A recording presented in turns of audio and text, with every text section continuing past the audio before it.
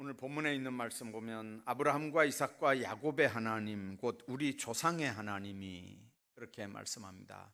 우리가 섬기는 하나님이 아브라함, 이삭, 야곱 이렇게 해서 지금 바울이 사도행전을 쓰면서 이렇게 누가가 사도행전을 쓰면서 지금까지 우리 조상들의 하나님 이렇게 합니다.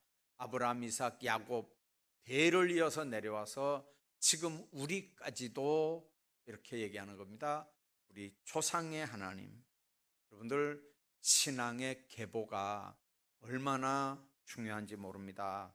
사람마다 다 조상이 있습니다. 중추절이 이제 추석이 되면 집집마다 예수 안 믿는 집들은 이제 큰 제사들을 지내지 않습니까? 제사 끝나고 산소도 가고 이제 이렇게 성묘를 하는데 가서 이제 옛날 어른들 이렇게 이야기 들어보면 정말 가정에 이렇게 자랑거리가 되고 기쁨이 되는 그런 조상이 있는가 하면 똑같은 조상인데도 아주 그 후손들을 애매기고 힘들게 하고 경제적으로 또 이렇게 정치적으로도 힘들게 한 그런 조상들이 있는 걸 우리가 봅니다. 이스라엘 민족 가운데도 조상이 있었고 우리 한국 사람들처럼 이스라엘은 이 조상의 계보를 굉장히 중요하게 생각합니다.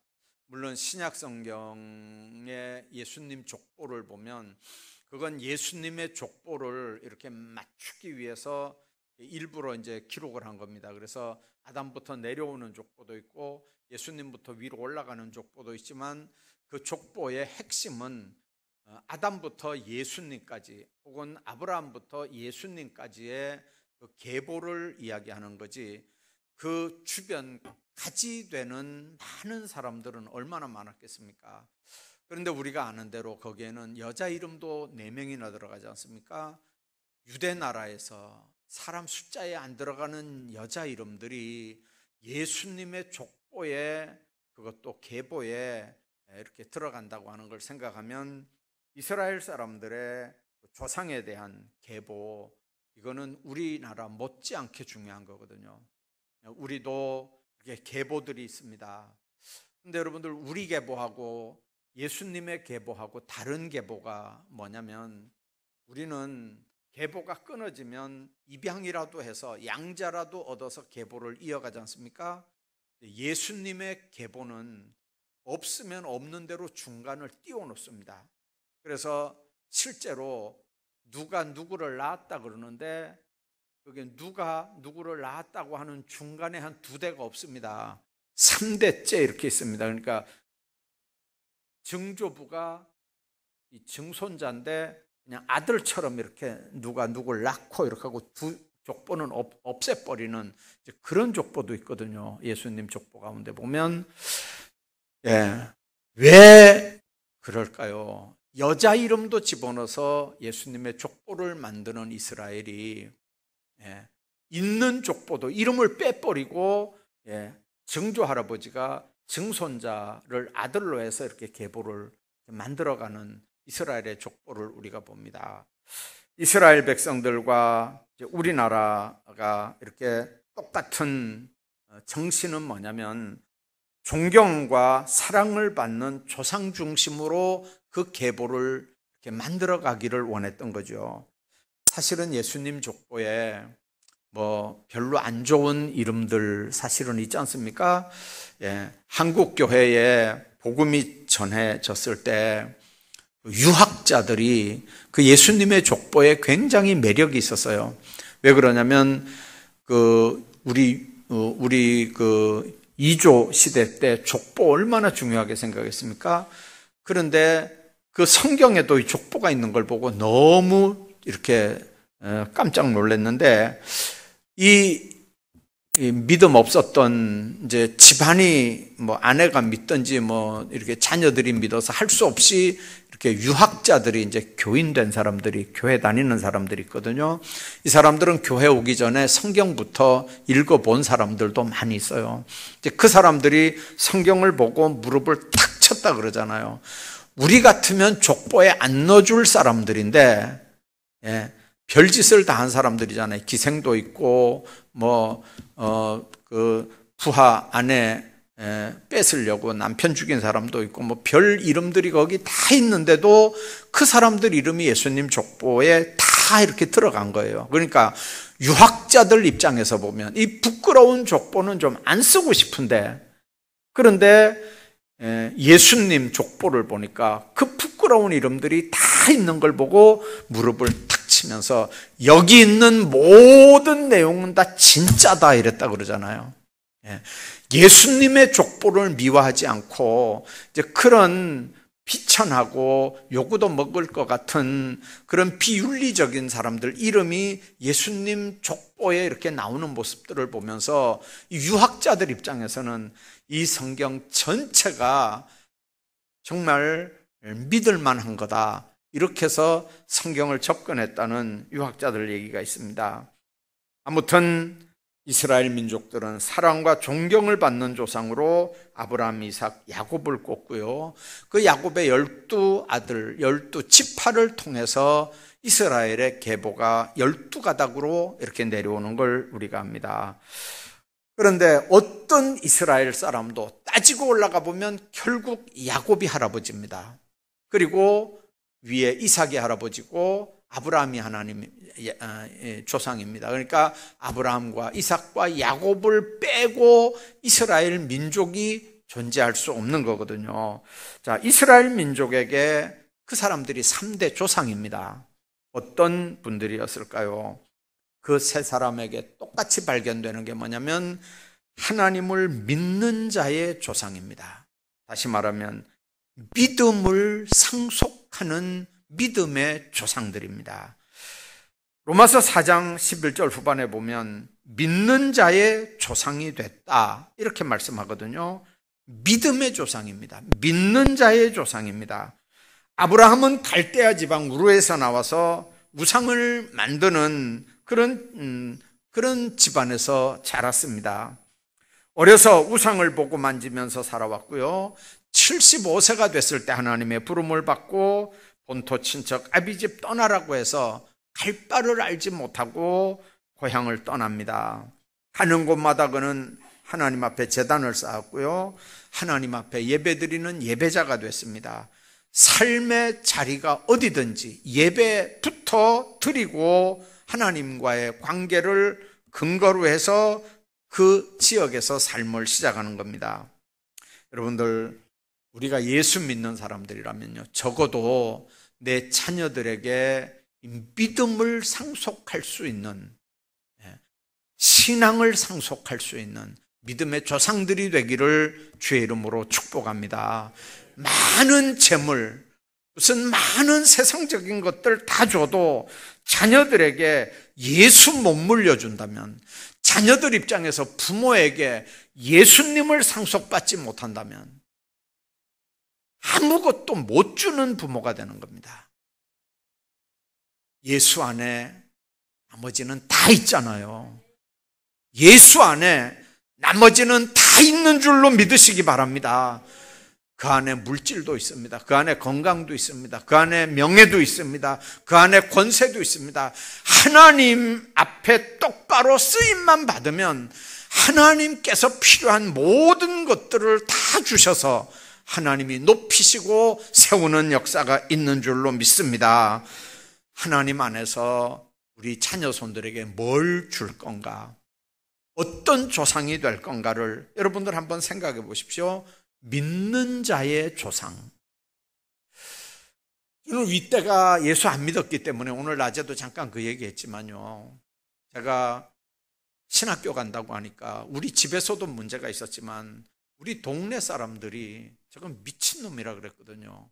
그때는 이제 제사를 지내면요, 제사 지낸 음식을 동네 사람들이 한 300호, 제 기억에 한 300호, 한 350호 되는 지역인데, 세상에 다는 아니겠지만 하여튼간 그 주변에 한 30호 이상은 다 이렇게 나눠 먹었던 것 같아요. 이 제사 음식을 다 이렇게 나눠 먹습니다. 근데 제 기억에는 제가 9대 종손이니까 제사가 얼마나 많았겠어요. 할머니, 할아버지 계시니까 뭐 밤에 자다가 이제 깨나면 뭐 이렇게 제사상이 이렇게 와 있어요. 할머니 할아버지 이제 한테 이게 드리려고. 그러면 그때 이제 뭐 교회 다녀도 믿음 없을 때니까 또 그때는 밥 잘 못 먹을 때잖아요. 하얀 쌀밥에 제사밥이 잡곡밥 아니잖아요. 하얀 쌀밥에 고깃국이에요. 예. 그러니까 얼마나 자다 일어나서 잘 먹었겠어요. 저도 그 맛을 아는데 세상에 여러분들 제가 신학교 간다 그러니까 목사가 된다 그러니까 동네 사람들이 저 미친놈이라고 저 장손이 저거 제사 안 지내고 제사 안 지내려고 저거 예수 믿더니 하면서 막 욕을 했었거든요 그때. 여러분들 믿음의 조상 된다는 게 사실은 쉬운 일은 아닙니다. 어렵고 힘든 일들 성경 보면요 저는 지금도 그런 걸 생각해요. 윗대들이 믿음 생활 잘하고 이렇게 기도 생활 잘했던 자녀들은 잘 이렇게 풀려나가요. 목사님들도 보면 제 친구들도 보면. 근데 윗대가 우상 숭배하고 그렇게 살았던 집들은 보면요 뭐 조금 일이 있으면 무당 불러다 딱거리하고 뭐 조금 있으면 뭐 동네 고사 지내고 뭐 이렇게 했던 집안 후손들은요 이게 잘 안 풀리는 것 같더라고요 보니까요. 그 성경에 있는 말씀 그대로인 것 같아요. 3, 4대까지 수천 대까지 이게 맞는 것 같아요. 맞는 것 같은 게 아니고 하나님의 말씀이에요. 우리가 예수 믿는 순간에 죄의 사슬은 다 끊어버리는 거지만 윗대 저주의 사슬을 다 끊어버리는 거지만 그래서 우리 믿음으로 우리 삶이 개척되는 거지만 우리 속에 뿌려져 있는 죄의 씨는 방법이 없어요. 그렇잖아요. 젊은 사람들 젊은이들이 어떨 때 이렇게 건강검진하다가 무슨 질병들이 나타나잖아요.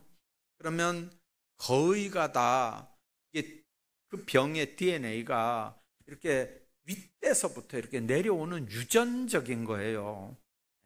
그래서 아이들이 어떤 뭐 큰 질병에 걸렸다 그러면 병원에서 그러잖아요. 부모들 빨리 검진하고 네 형제들 빨리 가서 검진 받아보라고. 왜 그러냐면 그 죄의 DNA가 우리 속에 유전으로 이렇게 내려와서 내 자리에 있는 거예요. 지금 나타나지 않아서 그렇지 우리 속에 다 있는 거거든요.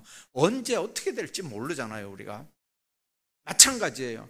죄의 문제도 마찬가지고 신앙의 문제도 마찬가지예요. 하나님 안에서 하나님을 믿는 자의 조상이 된다고 하는 게 얼마나 중요한 건지 몰라요.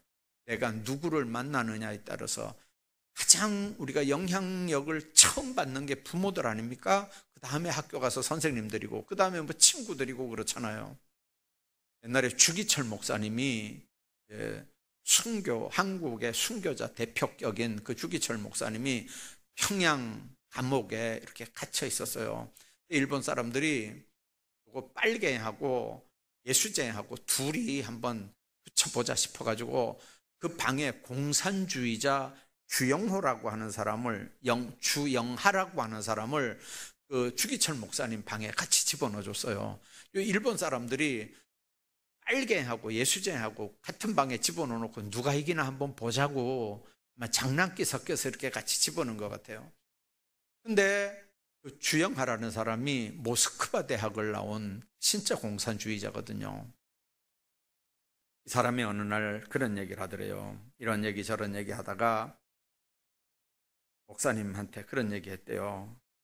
내가 공산주의자가 되기 전에 형님을 만났다면 저는 예수쟁이가 됐을 것 같습니다. 감옥에서 그 주기철 목사님 영향을 그렇게 받으니까 솔직하게 고백하는 거죠. 내가 공산주의 만나기 전에 목사님을 먼저 만났으면 내가 예수쟁이가 됐을 것 같습니다. 그러니까 그 주기철 목사님이 그랬다 그러잖아요. 나도 예수 만나기 전에 자네를 먼저 만났다면 공산주의자가 됐을 걸세. 그러니까 그 주영하가 그랬대요. 목사님 보고. 근데 참 이상한 게 있습니다. 나는 공산주의자로 이 땅을 평등하게 만들고 이 땅에 자유를 이루게 하고 모든 사람이 다 잘 살게 되는 그런 사회를 만들려고 지금 이렇게 애를 쓰고 있는데, 그런데 내가 놀란 게 있습니다. 나는 이렇게 하다가 죽으면 끝납니다. 근데 예수쟁이들은 죽음 앞에도 아주 희색이 만연해서 아주 하나님 앞에 할 수 있다고, 천국 간다고 기뻐하면서 죽어가더라는 거죠. 그 모습을 나는 이해할 수가 없습니다. 그렇게 하더라는 거예요. 그러면서 하는 말이, 예수쟁이들이 정말 부러울 뿐입니다. 여러분들, 공산주의자는 이 땅에서 그냥 잘 먹고 다 똑같이 잘 살자는 거잖아요. 죽으면 끝나는 거잖아요. 근데 예수쟁이들은 천국에 대한 얘기라고, 죽으나 사나 죽으면 천국 가면 되고 막 그렇게 하니까 기가 막힌 거예요. 이거는요, 기가 막힌 거예요. 그러니까 그 모습을 자기는 이해할 수가 없고 다만 부러울 뿐이다. 공산주의자들도 예수쟁이들이 부러워하는 건 줄로 믿으시길 바랍니다. 예수 믿는 자의 조상들이 돼야 됩니다. 여러분들, 믿음이 여러분들 대해서 끝난다고 한번 생각해 보세요. 여러분들 장례식 치르는데 자녀들이 우겨가지고 여러분들 사진 옆에 수박이 하나 있고 무슨 제사 음식들이 거기 이렇게 있는 장례식을 여러분들 한번 상상 한번 해보세요. 여러분들 예수 믿는 걸로 끝나고 여러분들 자녀들은 복음도 없고 예수 믿는 사람도 없고 그렇게 하고 끝난다고 한번 생각해 보세요. 얼마나 답답한 얘기입니까? 믿음의 조상, 믿음, 하나님을 믿는 자들의 조상이 되기를 주의 이름으로 축복합니다. 뿐만 아니라 축복의 통로가 되는 조상들이 되길 바랍니다. 아브라함이 하나님 앞에 받은 복이 바로 그거잖아요. 내가 네게 큰 복을 주고 내 씨가 크게 번성하여 내 씨로 말미암아 천하 만민이 복을 받으리라. 아브라함이 복을 받죠. 그러나 그 복을 누리는 건 누굽니까? 이삭이 누리고 야곱이 누리고 요셉이 누립니다. 여러분들, 우리는 축복의 통로인 줄로 믿습니다. 축복의 통로 역할을 확실하게 해야 됩니다. 통로 역할을 확실하게 해야 돼요. 하나님 앞에 내가 받아야 내 후손들에게 이 축복이 내려갈 거 아닙니까? 받아서 물려주는 통로 역할을 확실하게 해야 된다고요. 우리가 하나님 안에서 이 축복의 통로 역할을 한다는 게 사실은 쉬운 일이 아닙니다. 이삭이 15살쯤 됐을 때, 학자들은 17살이라고도 얘기합니다만은 하여튼간 그 나이에 하나님이 아브라함에게 말씀하죠. 네 아들, 네 독자 이삭을 내가 지시하는 산, 그러니까 모리아 땅에 가서 번제로 드리라는 거예요. 번제라는 게 여러분들 다 각을 띄어서 물로 씻어서 장작 위에 얹어놓고 불을 태워서 하나님 앞에 드리는 제사가 번제잖아요. 그러니까 아들을 그렇게 하라는 거예요. 아들을 각을 띄어서 물로 씻어서 장작 위에 올려놓고 불을 피워서 하나님 앞에 번제로 드리라는 거예요. 그게 100살에 얻은 아들이잖아요. 근데 여러분들, 인간적으로 도저히 받아들일 수 없는 명령인데도 아버지가 하시는 일에 아들 이삭은 순종하고 결박을 당하잖아요. 여러분들, 그 모습이, 결박당하는 모습이 바로 뭡니까? 예수 그리스도의 사인입니다. 표징입니다. 그래서 아버지가 하는 그 놀라운 일에 아들 이삭은 협력하고 하나님을 감동시키는 결과, 하나님은 아브라함을 살려내고 이삭을 살려내고 이삭으로 하여금 그 후손이 만민이 복을 얻는 축복의 통로가 되게 하는 거죠. 하나님의 복은 그렇습니다. 버릴 건 버리라고 하고요, 취할 건 취하라고 합니다. 버릴 걸 움켜쥐고 그게 복인 줄 알면 그게 복이 아니거든요. 옛날 미국의 남북 전쟁이 있을 때입니다. 이제 링컨 때 얘기죠. 어느 장군이, 이제 장군 딸이 9살 난 딸이 있었는데 마당에서 노는데 그 딸이 잘 모르는 낯선 어떤 사람이 보석함을 하나 이렇게 이 아이한테 줬어요. 그러니까 이 아이가 이제 이 보석함을 받아가지고 이제 아버지 갖다 드리라고 그러니까 보니까 너무 좋거든요. 그래서 이제 가지고 와서 이제 아버지 나 선물 받았어요. 이렇게 하면서 아버지한테 이렇게 이제 보여드렸어요. 아버지가 이제 이렇게 딱 보니까 세상에 이 딱 보기도 좀 수상한 데다가 이 뭐 이름도 안 밝히고 이게 누군지도 모르는 이 보석함을 딸에게 주고 인사도 안 하고 그냥 갈 상황이 아니잖아요. 그러니까 이 딸, 이제 아버지가 가만히 이렇게 상황을 보니까 이게 의심스러우니까 딸 보고 그랬어요. 네가 아빠를 사랑하느냐? 아빠도 너를 사랑하는 건 네가 아냐? 그러니까 압니다. 그러니까 그 딸 보고 그랬어요. 그 보석함 버려라. 그러니까 9살짜리가 여러분들 그 이쁜 보석함을 갖다 버리라 그러니까 그냥 버릴 아이가 어디 있어요? 울면서 이제 엄마 팔을 붙잡고 와가지고 아빠는 이런 거 사주지도 않으면서 이 선물 받았는데 이걸 버리라고 한다고 막 이제 막 우는 거예요. 그때 아버지가 너가 나를 사랑하고 내가 너를 사랑하니까 버려라. 타일러서 애가 울면서 그 보석함을 저쪽 마당 저쪽에 이제 갖다가 이렇게 버리고 집에 딱 돌아왔는데요. 집에 문을 열고 들어서는 순간에 그게 터졌어요. 시한폭탄이었어요, 그게요.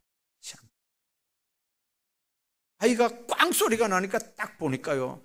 자기가 들고 갖다 버린 게 그게 터져가지고 그렇거든요. 만일 그게 집에서 터졌으면 가족이 다 몰살하는 거거든요. 축복 아닌 건 아무리 보기에 대단한 것 같아도요. 그래야 돼요. 그거 끈안고 살면, 그거 끈안고 있으면 그게 복이 될 줄 알잖아요. 어림도 없어요. 그것 때문에 죽는 거예요. 자기만 죽는 게 아니고요. 집안 전체가 죽는 거예요. 자녀도 죽는 거예요. 집안이 다 쑥대밭이 되는 거예요. 눈으로 보기에는 대단한 보석 덩어리 같죠. 그러나 그거 끈안고 있으면 죽어요. 버려야 살아요. 아브라함이 하나님의 명령 받들고 이삭을 결박해서 여러분들 하나님 앞에 제단을 쌓을 때 아들 잃어버리는 줄 알았습니까? 우리서 11장에 보면요. 아브라함이 믿음으로 아들을 드렸다 그랬어요. 죽어도 살겠고 살아서 믿으면 죽지 않는 하나님의 부활의 믿음을 아브라함은 이미 가지고 있었다는 거예요. 주신 분도 하나님이시에요. 데리고 가시는 분도 하나님이시라면 또 그 아들을 살려 주실 걸 믿는 거예요. 그 믿음 가지고 하나님 앞에 그 일들을 하는 거거든요. 우리가 정말 축복의 통로가 된다는 게 쉬운 일은 아니에요. 그러나 우리가 분명하게 기억해야 돼요. 이걸 끈안고 있으면 이게 복이 되는 건가 아닌가는 판단할 수 있는 믿음의 눈이, 믿음의 분별력이 있어야 된다고요. 여러분들 시간이 지나가면 시한폭탄이 되는 거, 그거 끈안고 복이 되는 걸로 생각하다가는 곤란해지거든요. 우리들도 하나님 말씀에 절대 순종해서 믿음의 후손들 만들어내고 그리고 만민들에게 복을 받는 통로로 우리가 하나님 앞에 세워지기를 주의 이름으로 축복합니다. 뿐만 아니라 내가 하나님 앞에 어떻게 사느냐에 따라서 영광스러운 가문을 세우는 조상이 될 수 있습니다. 우리가 하나님 앞에 해야 되는 일은 이사야 43장 7절에 있는 말씀처럼 내 이름으로 불려지는 모든 자, 곧 내가 내 영광을 위하여 창조한 자를 오게 하라. 내가 그를 지었고 그를 내가 만들었느니라. 여러분들, 하나님의 영광을 드러낼 수 있는 가문을 세우는 하나님의 사람들. 야곱은 장자 명분 때문에 형 에서의 미움을 사고 그리고 하란에 있는 외삼촌 라반의 집으로 도망을 갑니다. 여러분들 많은 고생을 했고 결혼을 해서 가정을 이루고 이제 자녀들을 얻었습니다. 그런데도 야곱 속에는요, 고향에 대한 그리움, 꿈이 있습니다. 그건 자기 집을 세우는 일이죠. 외삼촌 라반의 밑에서 외삼촌 딸들을 아내로 세워서 자녀들을 얻긴 얻었고 많은 재물이 있지만 이거는 라반의 울타리 아니잖아요. 그래서 하나님 앞에 그렇게 하잖아요. 나는 언제 내 집을 이루겠습니까? 나는 언제 내 가정을 이루겠습니까? 언제 내 가문을 이루겠습니까? 20년이 지나서 가족과 소와 양 떼를 거느리고 고향으로 돌아오지만 형 에서가 아직도 분이 안 풀려서 야곱을 죽이려고 군인들을 거느리고 온다는 소문을 듣습니다. 여러분들 여태까지 고생했습니다. 20년 동안 고생해서 많은 걸 얻었습니다. 그런데 형이 칼을 가는 거예요. 지금요. 야복강만 건너면 그 형과 마주치고 20년 동안 쌓아놓은 게 순식간에 다 없어질 그런 상황입니다. 자기 목숨도 구지 못할 상황입니다. 여러분들 그날 밤에 야곱이 그냥 건성으로 기도했겠습니까? 그날 밤에 야곱의 심정이 어떻겠습니까? 여태까지 외삼촌 라반 집에서 살았던 그 모든 수고 플러스 자기 생명까지도 지금 보장받지 못할 때 야복강에서 그냥 허튼 기도를 했겠냐 그 말이에요. 형식적인 기도를 했겠냐 그 말이에요. 야복강에 엎드려 밤을 새워 천사와 씨름하면서 기도했고 그때 받은 이름이 이스라엘이잖아요. 이 자랑스러운 이름, 하나님을 이긴 자, 승리자라는 이 이름은 한 사람의 이름이 아니고 여러분들 야곱 때문에 지금은 국가 이름이 됐잖아요. 축복받은 사람은 그렇습니다. 축복의 이름이 한 사람의 이름이 아니고 기업의 이름이고 한 나라의 이름이 되는 줄로 믿습니다. 위대한 인물들의 귀에는 언제든지 그렇게 대단한 부모들이, 믿음의 부모들이 있습니다. 한나 같은 사람, 하나님께 서약하고 맹세하는 어머니들도 있었고요. 하나님 앞에 자녀들을 드리고 하나님 뜻대로 믿음으로 길렀던 그 믿음의 어머니들이 있는 걸 우리가 압니다. 요한 웨슬레 어머니 수잔나 같은 여자들은 정말 많은 자녀들을 길렀지만 5살이 되면 그 아이들을 위해서 기도는 물론이지만 성경을 가르치고 말씀을 암기하도록 했다는 게 수잔나 웨슬레 이야기들을 통해서 우리가 듣는 얘기들입니다. 오르겐이라고 하는 알렉산드리아 출신 교부가 있습니다. 유명한 학자고요. 이 사람 어렸을 때부터 총명했지만 5살 때부터는 시편 대부분을 암기했고 10살 때부터는 성경 가운데 중요한 말씀들은 거의 다 암기했다고 그럽니다. 자기가 알아서 했을까요? 믿음의 부모들이 하나님의 말씀을 암기하면서 믿음으로 그 아이들을 키워내는 겁니다. 경상남도 산청의 작은 마을입니다. 그곳에서 초등학교 졸업한 어떤 학생이 대구에 있는 어느 중학교에 이제 진학을 하게 됐습니다. 여러분들 산청에서 대구까지 학교 보냈다는 게 쉬운 일은 아니지만 그러나 아버지는 자식을 위해서 결단을 하는 거죠. 모든 걸 다 바쳐서 아들 하나 키워내겠다. 그리고 아들을 보냈는데 집 떠난 아들은요 대구 와가지고 이게 막 이제 살판 났으니까 공부는 전혀 관심 없고 학교 성적은 68명 중에 68등이에요. 근데 아버지가 이제 실망할 것 같으니까 아들이 성적표를 68분의 68, 이게 68을 지우고 거기다 숫자를 일자로 바꿔가지고 아버지한테 보여드렸어요. 근데 아버지가 사실은 촌에서 무식해가지고 한글도 이제 잘 모르고 아라비아 숫자도 잘 모르는 아버지인데, 근데 아버지가 이제 이렇게 딱 보니까 68명 중에 이제 1등을 한 거니까요. 이 어설픈 거짓말이 이게 이제 집안에 엄청난 일이 벌어진 거예요. 아버지가 기분이 좋으니까요. 그 아들 1등 한 걸 축하한다고 재산 목록 1호인 집에서 기르는 돼지를 잡은 거예요. 그래가지고 동네 잔치를 벌였어요. 우리 아들이 1등 했다고. 여러분들 아들 입장에서 그게 얼마나 불편하겠습니까? 나중에 이렇게 보니까 정말 재산 목록 1호인데 그 돼지를 잡아 동네 잔치를 하면서 그러면서 우리 아들이 1등 했다고. 근데 이 아들이 그 모습을 보면서 결단을 하는 거죠. 그래서 공부를 해서 아버지 실망시키지 않게 열심히 공부합니다. 대학을 가고 박사가 되고 대학 교수가 되고 나중에 대학교 총장이 됐습니다. 어느 날 그 아들에게 또 아들들이 태어났고 그 태어난 아들들이 중학생이 되는 어느 날 그 아들이 또 태어난 아들, 중학생이 된 아들을 데리고 아버지한테 그런 얘기를 했어요. 아버지, 사실은 저 중학교 1학년 때요 1등 한 거요. 1등은 사실은, 그러니까 아버지가 뭐라고 하냐면 그만해라. 알고 있었다. 그만해라. 손자들이 듣는다. 이렇게 들으는 거예요. 손자들이 듣는다. 경북대학교 총장을 역임했던 박창석 총장사의 한증이에요. 그분 하는 얘기가 그거예요.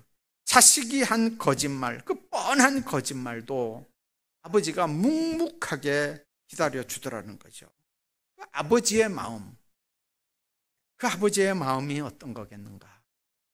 시골 가난한 집안에서 농사 짓고 돼지 기르던 아버지가 다 알고 있었으면서도 재산 목록 1호인 돼지를 잡아서 동네 잔치를 벌이고 그 아들을 격려하고 쏘가준 그 아버지, 그 모습을 보면서 자식은 부모의 기대와 믿음의 크기만큼 성장한다는 거였거든요. 여러분들, 자녀들과 가문, 민족들 앞에 우리가 어떤 조상이 될 건가?